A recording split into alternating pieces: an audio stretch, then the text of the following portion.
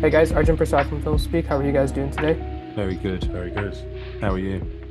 I'm good, thanks. Thanks for joining me. The idea of nuclear tension, it's sort of permeated in pop culture over the decades with themes of morality, existentialism, scientific ethics, so on and so forth. But with this show, we sort of get like more of a visceral but action-packed approach. But there's still the element of morality there, especially with these two characters. So I'm wondering what drew you to these two characters and this specific story's take on the topic of nuclear morality and everything. I think it's the honing in on the human aspect, within that world of all the madness that goes on and the different groups that are chasing each other and uranium and all of that. We focus in on these two characters who are caught up in it and actually what they're the little beautiful human moments that happen along the way, moment to moment, which is what the macro and the micro is so interesting in that sense, because that's sort of what the world is. There's so much going on all the time, but really it's day to day. It's between two people, which is kind of beautiful. Something that kept floating around my brain with the show was the prefix of un.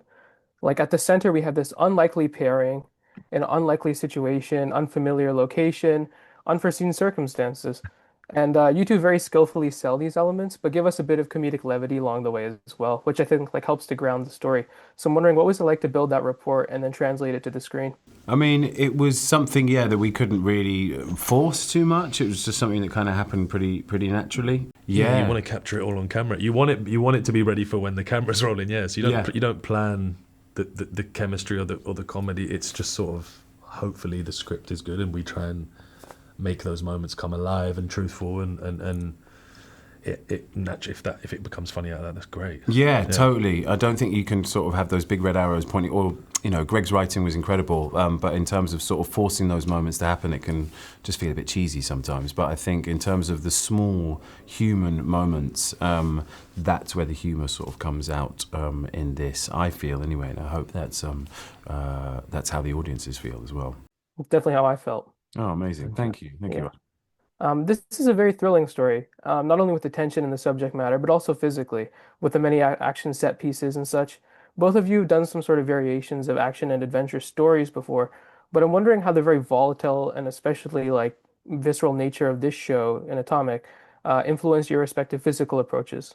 Well, we definitely needed to be prepared physically, and there was a lot of training. There was a month before, and you got to be fit, and because you could do long takes where you're running around and you got to be up for it, and you're carrying heavy weaponry, and it's just being prepared, and because it's quite different to some of the other stuff you've done. Yeah, it's like knowing how to shoot the weapon properly and like all of that stuff. So yeah, it was intense, but it was great, and we wanted it to look real. So the same with the driving, I guess. The same with the driving, yeah. I mean, I'd literally just felt myself kind of squirming and stretching in my seat because I was thinking about the training that they put us through to start off with. It was pretty intense.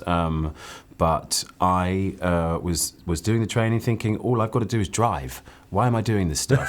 But it was really fun to be able to do 2 weeks of intense stunt driving.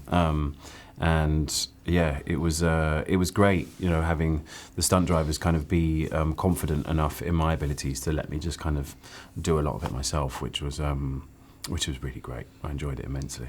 100%. Final question. What's the number one takeaway that you hope audiences take from Atomic?